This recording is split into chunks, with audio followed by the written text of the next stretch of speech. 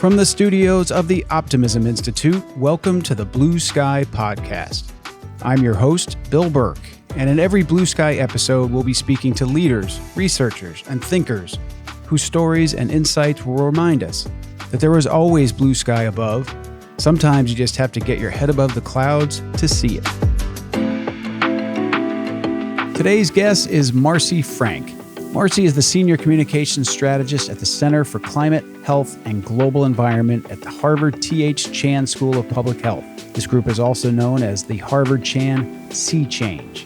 In this role, Marcy works with scientists across Harvard to promote research that can help improve human health and the health of our planet. Her favorite project is bringing the Climate Optimist newsletter to inboxes every month. Today, as we discuss her work on Harvard's Climate Optimist newsletter, Marcy hits on several topics that are very important in our work here at the Optimism Institute.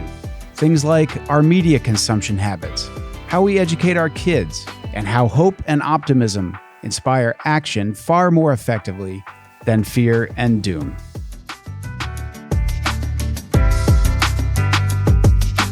Hello, Marcy. Thanks for joining us today. Hi, Bill. Thank you so much for having me. So I'd like to start with where you are working these days. We're all familiar with Harvard. Some are less familiar with the Chan School of Public Health and probably still less familiar with the Sea Change program within that. So I wonder if you could just walk us through what is Sea Change and the Chan School and how that all come about. Sure. So I'm at the Center for Climate, Health, and the Global Environment, Harvard Chan Sea Change, and our mission is to increase awareness of how climate change impacts our health. And we do this using science to make it personal and actionable and urgent. And everything we do highlights climate solutions and the role we all play in driving change. So 25 years ago, we had a landmark study on the true cost of coal, and it made a big splash because it revealed that coal impacts our health at every stage of its life cycle, which was big news at the time. And since then, we focused on how burning fossil fuels harms our health, and conversely, how greening our economy makes us healthier. And today, we're also using our research to help the healthcare system become resilient to the climate crisis to protect patients from the risks of climate change. Terrific. Well, the things you mentioned, can be scary to people, and people are fearful of climate change. And some, you're now the editor of a newsletter called The Climate Optimist. And there are a lot of people out there for whom the climate optimist seems like an oxymoron or a misfit. Could you explain to us how the climate optimist come about, and why did you choose optimism as opposed to fear and more dire warnings about climate change? Absolutely. So we published our first issue in early 2019, so we're turning 4 this year. Congratulations. Oh, thank you. It was inspired by our former director, Gina McCarthy, who is hands down the most optimistic and realistic person you'll ever meet when it comes to climate change. And if you haven't heard her name, you've definitely seen her work. She was the EPA administrator in the Obama administration. And most recently, she was our very first national White House climate advisor in the Biden administration, where her job was to pull together every government agency to address climate change in what they call the whole of government approach to climate solutions.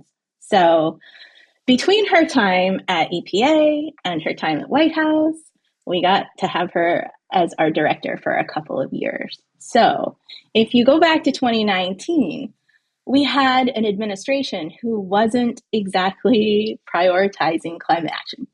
Is Right. one way to say it. Yeah. And it seemed like every other day we saw another news story that rolled back yet another rule or regulation that previous administrations had put into place to protect our health and to tackle climate change. So if you were tuned into the climate policy world at that time, it was truly horrifying, and it felt like it was setting us back decades.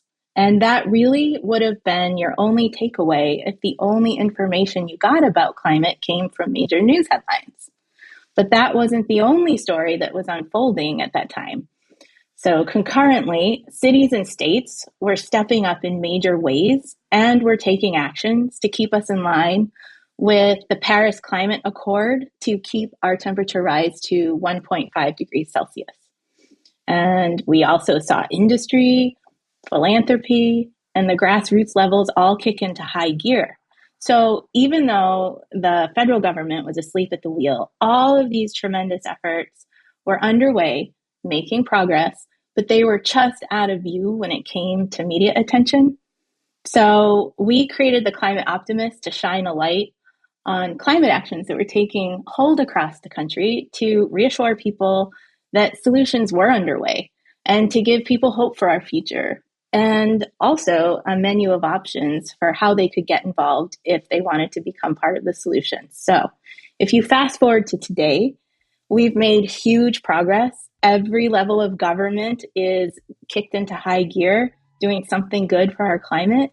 But the issue itself is still big and scary, and we're still getting mostly doomy headlines. So we keep going with the same message that climate change is happening, but we have solutions, and there is a role for everyone to play to be part of those solutions.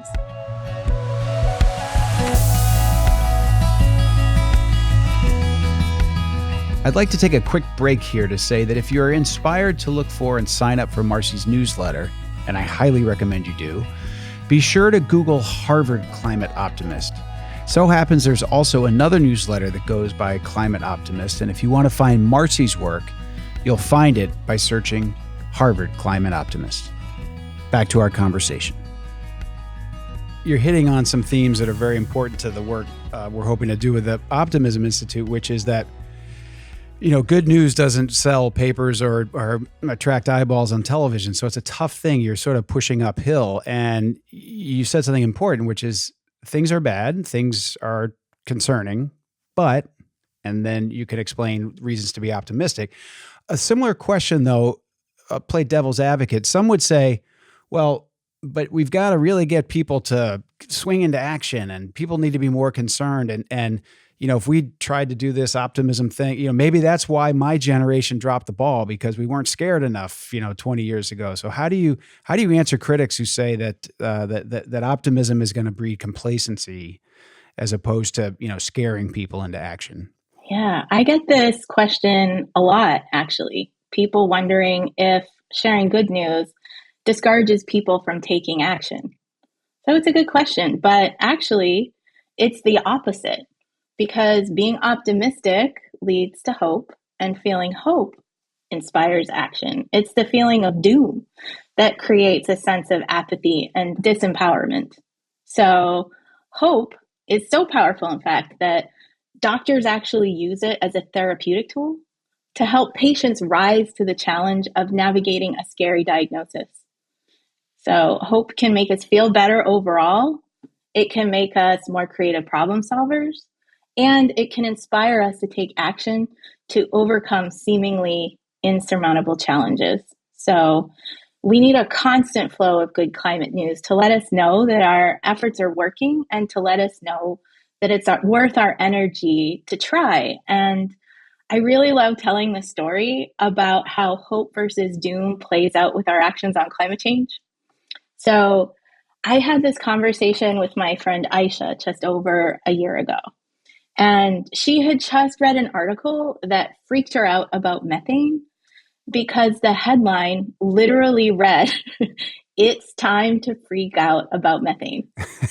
So you can Google that. It still comes up like at the top of the Google results. So if you read this article, it explains how methane is supercharging climate change, and how it's a greenhouse gas orders of magnitude stronger than carbon dioxide, and it leaks into our atmosphere from our oil and gas networks, from our livestock facilities and landfills. So it is ubiquitous. So she reads this article, and then she goes straight to Twitter, which is where any well-informed masochist would go to learn more about this terrible news, right? Yeah, where good news goes to die, yes. 100% dies there. And so at that time, methane Twitter was talking about a methane plume in Russia that was so big that you could see it from space. And she was like, from space. She was, Yep. I could hear the vortex of doom just churning in her brain. And she said later she was washing out a plastic container to recycle. And that's when she started to really obsess about this plume in Russia. And at that point, it was just kind of like this Rube Goldberg machine of catastrophic thoughts just triggering off in her brain. And she said she got so overwhelmed by how badly things were going. And she knows that we really need systemic overhauls to our entire way of life to solve the climate crisis. And she's like, I'm over here washing out this milk jug. It's absurd, right? So she just throws it into the trash. Oh, yeah. Yeah. I mean, whatever. We've all like rage trashed some recyclable or something like that. But Right. it's understandable. And I think her reaction makes a lot of sense, because why would you bother doing anything at all if the problem is so big and heading in the wrong direction, right? So that's why a climate doom mindset is so dangerous. That in addition to the mental health toll of feeling hopeless, it leads to apathy and inaction. And in this case, the information she was getting about methane came from a social media echo chamber that was straight up fear mongering at that time, right? Because while she was following directions like a good media consumer and properly freaking out about methane, quieter headlines were circulating at the very same time, about what would become the global methane pledge, which is a very big deal. It's 111 world leaders that agreed to reduce methane emissions in line with our 1.5 degree temperature rise goal. It is a huge boon to our planet because these countries are responsible for 45% of all methane emissions. And they're committing now to reducing them by a third by 2030. And at the same time, here in the United States, to meet that methane pledge, we were working on the most aggressive methane rules that had ever been proposed by the United States. And these rules now mean that we're going to be fixing 3 million miles of pipeline and cutting methane emissions across our entire food chain. So this was all happening at the same time that Aisha was freaking out about the methane plume. And bad news travels faster than good news, right? The frenzy was totally focused on doom. So it was amazing. And I asked Aisha if she'd heard about the pledge or about these rules, and she hadn't. And I said, well, of course not. Of course not. And she was being very informed, right? She was doing everything she could to be informed. And I said, well, now that you know, does it make you feel better? And she said, yeah, definitely. And I can't make this up. This really happened. But she felt so much better that she went and took her milk jug out of the trash and rinsed it off and recycled it. From you, I've learned vortex of doom and trash rage, or rage trash. Oh, yeah. You got to rage trash that recycling. Like, it's very human, right? Both of these things.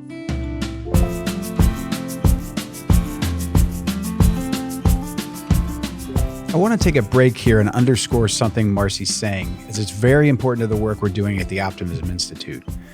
We know there are people out there who look down on optimists as being naive and criticize them for not taking action on problems because they just assume that life will get better regardless. But what Marcy is saying, and we agree wholeheartedly, is that it's an outlook of doom that breeds apathetic hopelessness, while optimism spurs action. Now back to our conversation. You pointed out something that we'd love to encourage people to think about when it comes to media consumption is headlines versus the full article, right? So we're all time crunched. We scan headlines.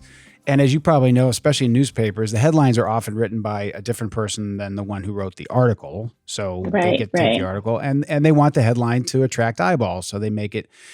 And recently, the reports came out about education losses during the pandemic, for example. And the headlines were very dramatic, that huge drop off, 30% in learning and all this stuff.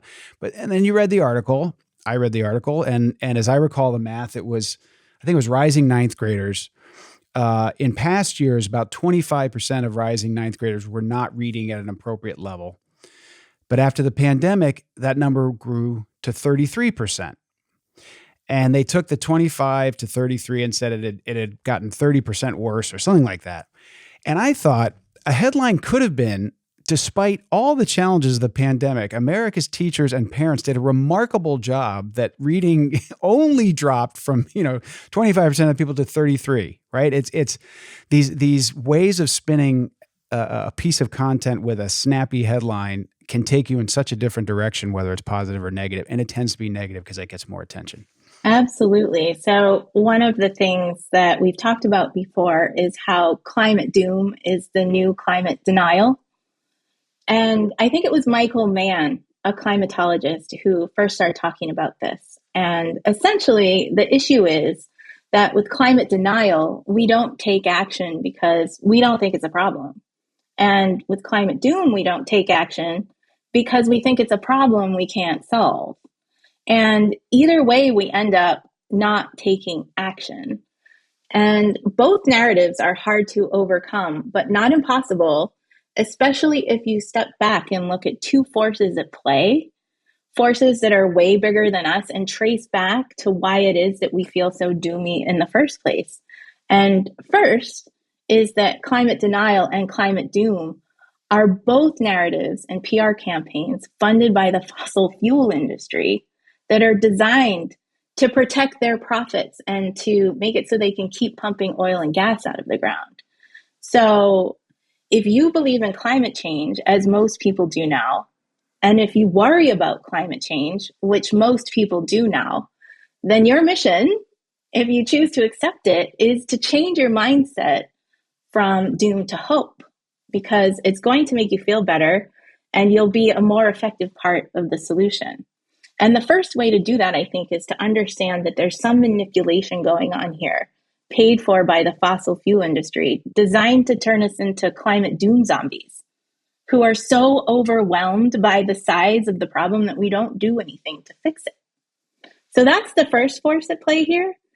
And the second gets to what you were just talking about, which is the media and how news outlets tend to write more negative stories because they capture our attention, they get clicks, they get advertising dollars, and they leave us to believe the world is worse than it actually is. So combine that with the fact that our brains are hardwired to fixate on bad news, right? It's a primal survival instinct. But this isn't great when all the news is bad. What happens is we have this magic cocktail that can stamp out any light of hope in even the most optimistic of people, right? So the antidote, I think, to this particular force is to understand that massive climate progress is underway. It just gets buried under really doomy headlines. So that's why we write the Climate Optimist newsletter, because it's my job to go looking for this good news in not major news outlet sources, but that, in more wonky news sources, like catching wind of things that are happening. And I compile it so that people who don't have the full-time job of going to look for this good news have some way of knowing that things are moving in a good direction.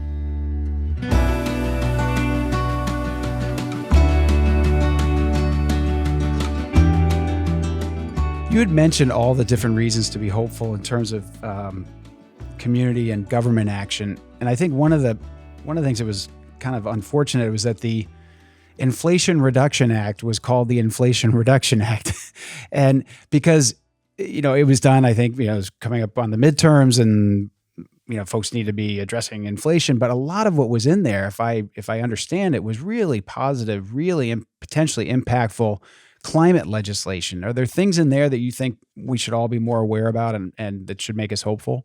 Absolutely. But before we even get into the details about the Inflation Reduction Act, we need to talk about the fact that last year, in the last year or so, we passed 3 laws that on the surface don't seem to be about climate change. Climate change isn't in the name anywhere, but a climate bill by any other name can still save the planet.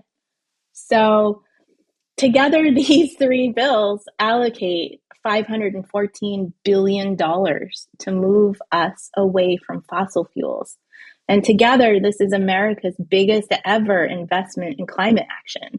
And it's going to completely transform our economy and our infrastructure on a scale we haven't seen since the New Deal. So this is a big reason to be hopeful. So let's walk through them. First, we have the CHIPS and Science Act that will revamp our country's manufacturing sector to provide the things that we need to build EVs and wind turbines and solar panels and batteries, essentially all of the physical things that we need to build a clean energy future. And there are also funds in this act to keep innovating green technologies so we can continue to make these things better and more efficient. So then we have the Infrastructure Investment and Jobs Act, which is affectionately known as the Bipartisan Infrastructure Deal. This particular bipartisan infrastructure deal is going to pave the way for developing green technologies at scale, at deploying them at scale. So, for example, it's the largest investment ever in repairing roads and bridges since they built the national highway system. So there's something like 45,000 bridges that are known to be in poor condition. So with the money from this fund, when they set out to repair them, the focus is going to be making them climate resilient and safer. And it's also the country's largest ever investment in public transit. So it's going to be expanding access and replacing old vehicles that are polluters with zero emissions vehicles.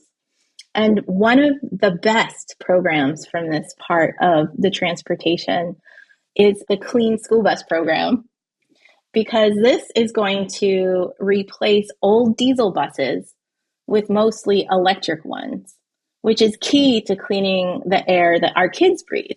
If you've been at school pickup or drop off, you see these buses chugging pollution into the air on the school grounds. There's a lot of idling going on.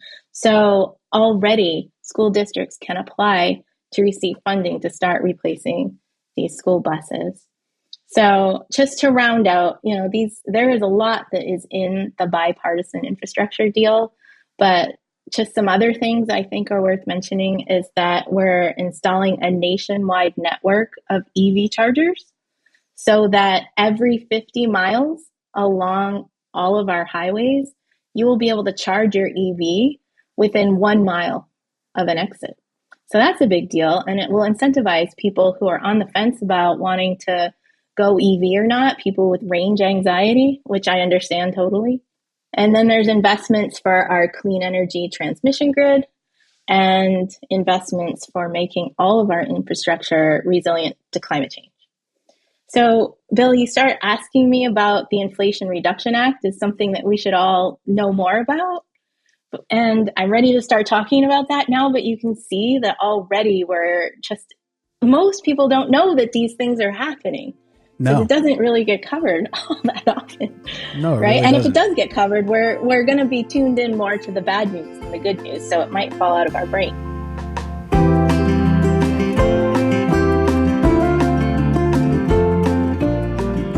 So let's talk about the Inflation Reduction Act, which essentially aims to electrify everything.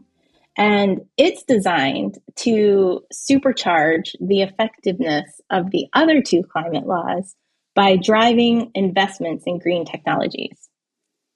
So the IRA is also the bill that's most likely to have a direct impact on our daily lives.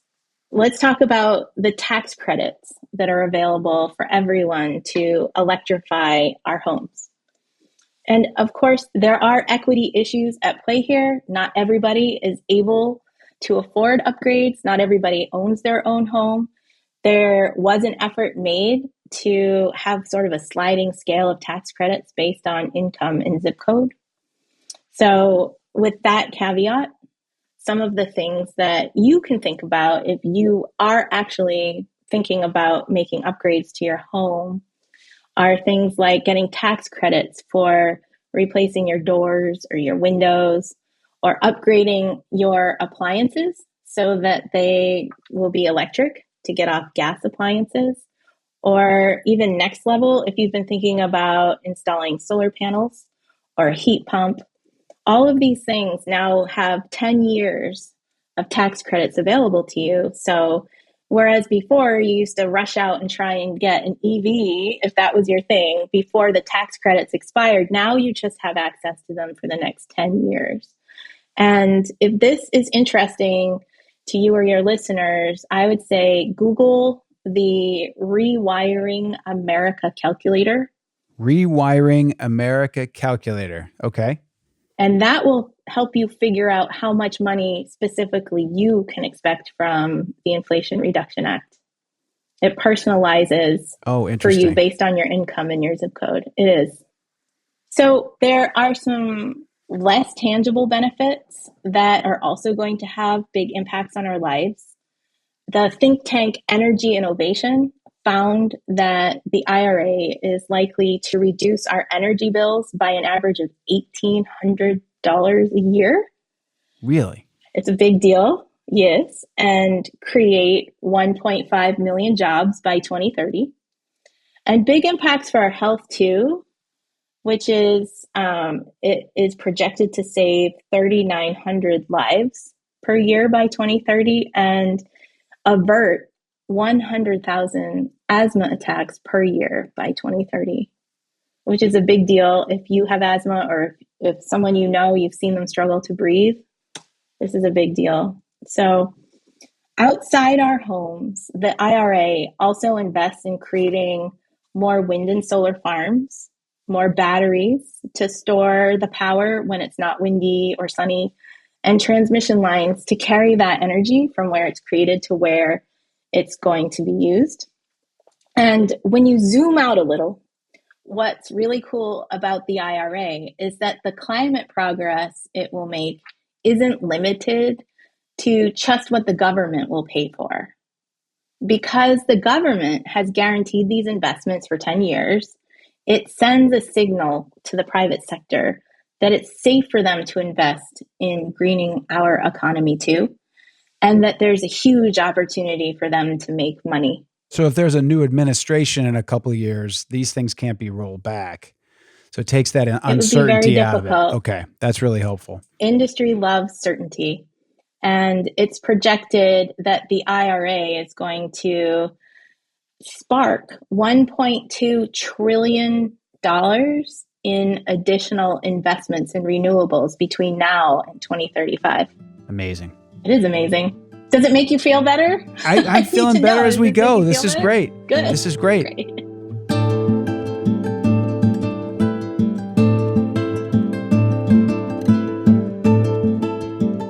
You mentioned school buses, which reminded me, we talked before, and you had a great appearance on the Weather Channel, and you told a story about your son and what he'd been taught at school. And it made me, I'd love for you to tell that story and then also talk about, presumably the Climate Optimist is not read by a lot of young people. It's more an adult audience. But how do we, as you tell this story, or after that you tell the story, perhaps, how should we be talking to young people about all of this? So if you could start with your son's story and then how you might have done it differently if you had been the teacher that day. Oh my goodness. Perish that thought.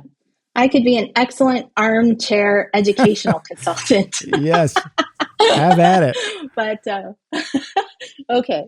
So the story with my son is that one day after school, he was coming in and I reminded him that he needed to do chores before he went out to play. And then he just exploded. He said, "That's just great. We only have 30 years before Earth can't support life anymore. And I have to fold my clothes." Right? I'm like, what is happening? Where did this come from?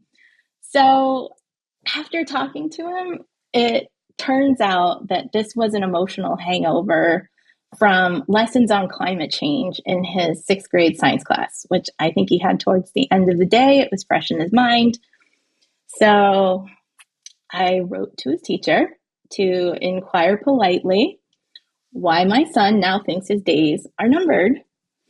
And the teacher responded with a very thoughtful, very thorough response. And he went into detail about how he taught the kids that the greenhouse effect mimics previous mass extinctions that the planet has endured.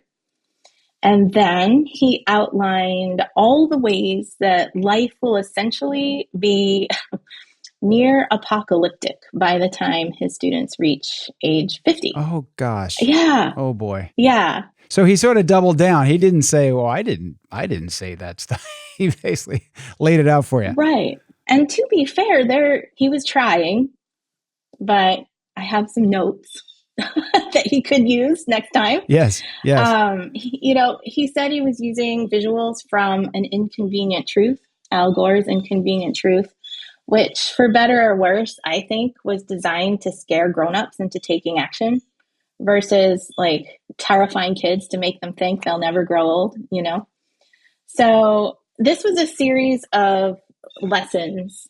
And on the last day, his teacher said, and I quote, "He tries to bring them back from their despair by showing them that there's a global effort to combat climate change and that it's curbing CO2 levels." And then he tells them about their carbon footprint and how they can make sacrifices to save the planet. So by the end of this email, I was just totally heartbroken as a parent, thinking about my kid feeling despair given the way it was taught.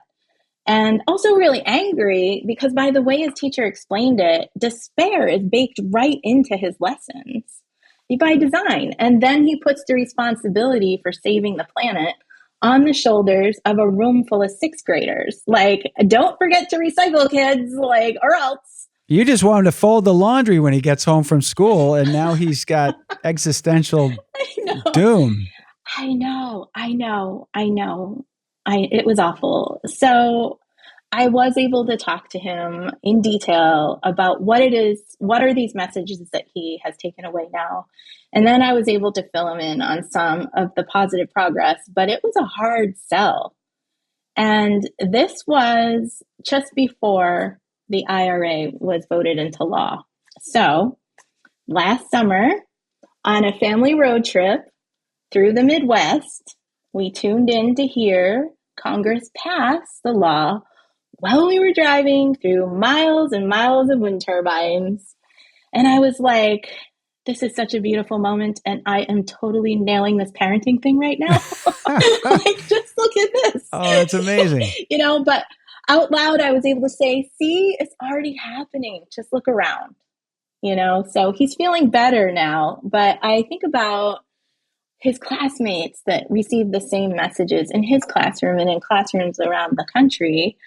And, when I wrote about this, I heard back from a lot more readers than usual who had stories similar to mine. And one mom of 3 kids under age 11 said they all think that they're basically doomed. So I think we can do better. Well, and sure. And it's one of the reasons I'm glad we're talking about this. I mean, and why I'm working on optimism generally too is, my kids are older than yours and they're in their 20s and they have friends who are thinking about getting married and maybe having a family, but then they think, well, I don't know if I want to bring children into a world that's going to be doomed.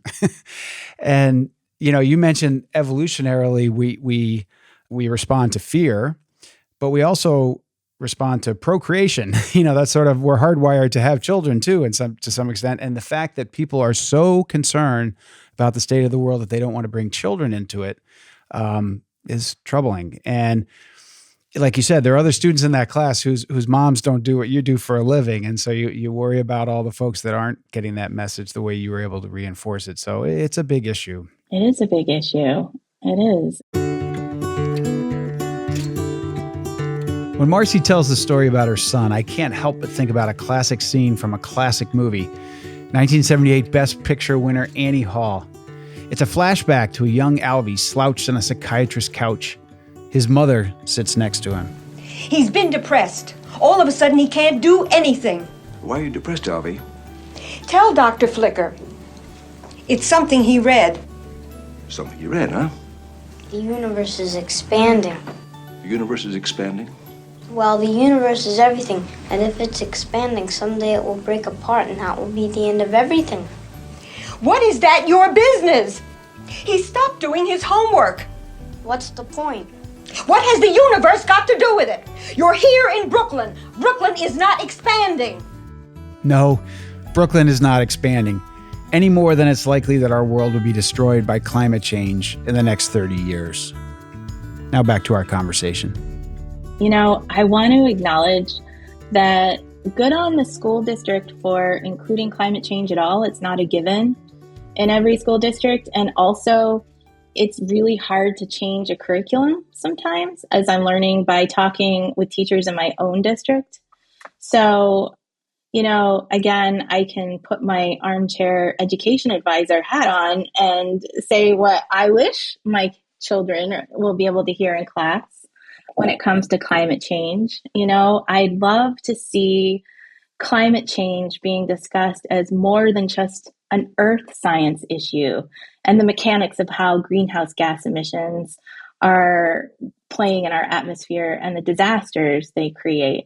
Because it's really a story about humanity rising to meet an enormous challenge. And you can look at it from all sorts of angles and make it multidisciplinary.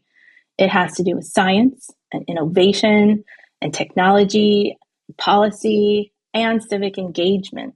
So I'd really love for any teacher covering it in the classroom to make it clear that there is a massive effort underway to make their students' futures not just livable, but thriving. And it's also a topic that's changing rapidly right now. So updating your lessons every year to reflect the solutions and climate actions that are new, hot off the presses, would go a long way towards warding off despair, I think, when kids are talking about it. And I think mentioning the 3 major climate laws that were just passed and the ways they're going to cut greenhouse gas emissions by completely revamping how we run our economy, that's positive to hear. And so I also think it's important for kids to feel empowered to be part of the solution. And I want to be really specific about what I mean here about being part of the solution. Because like my son's teacher, a lot of teachers teach their students about their own personal carbon footprints and the types of sacrifices that we can make to save the world.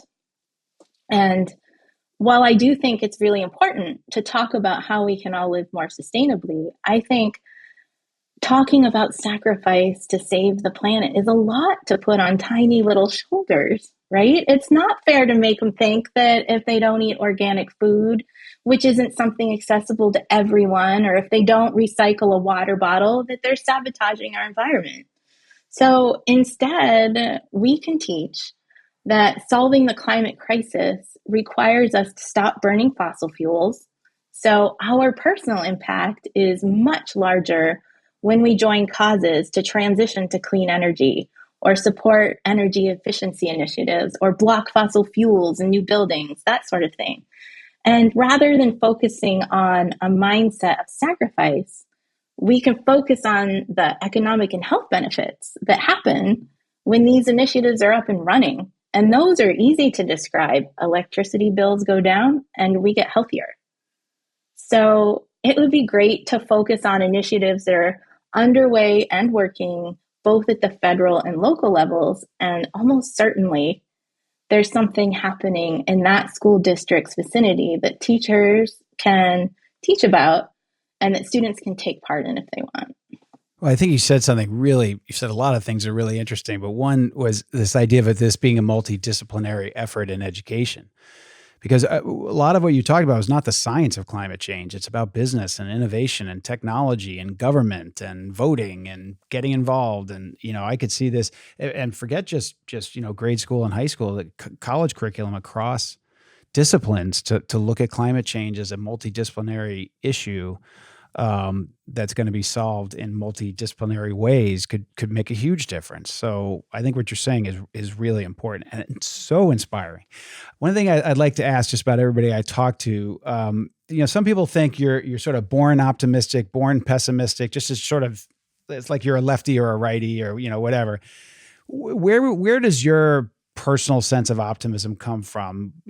Not just about climate, but I can tell, I've got to know you a little bit. You're an optimistic person. Where would you describe that coming from? Sure. So I am generally an optimistic person, but I'm also spectacularly good at catastrophic thinking. Okay. It's my superpower. I can brag about that. So staying optimistic about climate change is a practice that is sometimes easier than others. And I'd say it's especially difficult every time there's a major climate impact that takes lives or destroys homes. So when it comes to climate change, I approach it the same way I overcome other catastrophic thoughts, which is to separate out what's a rational fear and what's an irrational fear. And I'd say it's rational to be afraid of climate change and to know that climate impacts are here and they're here to stay. But what's irrational is to assume it's a given that the whole planet will become unlivable. So I focus on the big picture of worldwide actions and how far we've come, because even just 5 years ago, it really looked impossible to avoid some of the worst impacts. But actions we've already taken have already veered us away from those impacts.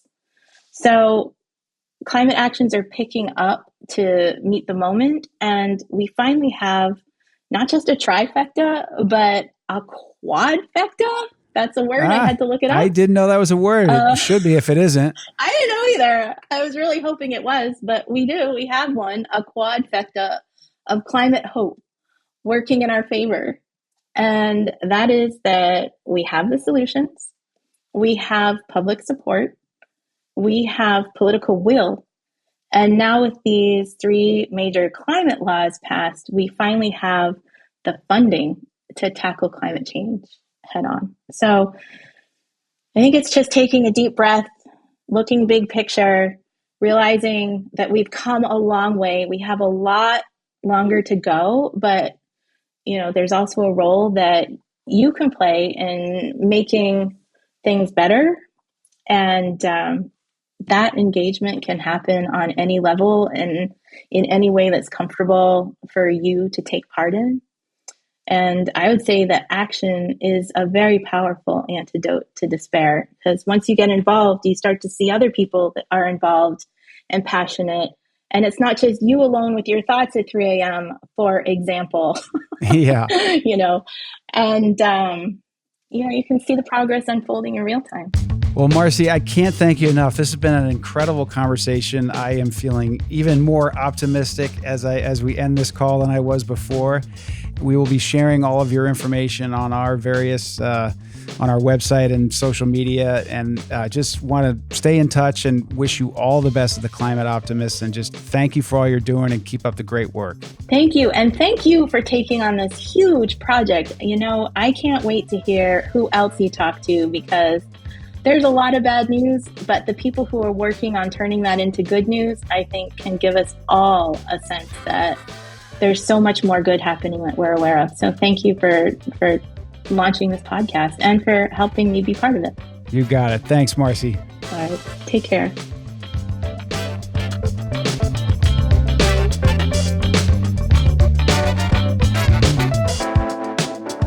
Thanks for joining us for this episode of the Blue Sky Podcast with our guest, Marcy Franck, editor of the Harvard Climate Optimist newsletter. I do have some bad news for Marcy before we go. I looked it up, and quadfecta, I'm afraid, is not in fact a word. but I still say it should be. Please look for and listen to more Blue Sky episodes wherever you find your podcasts, and be sure to follow the Optimism Institute on social media. Until next time, I'm your host, Bill Burke, and thanks for listening to the Blue Sky Podcast.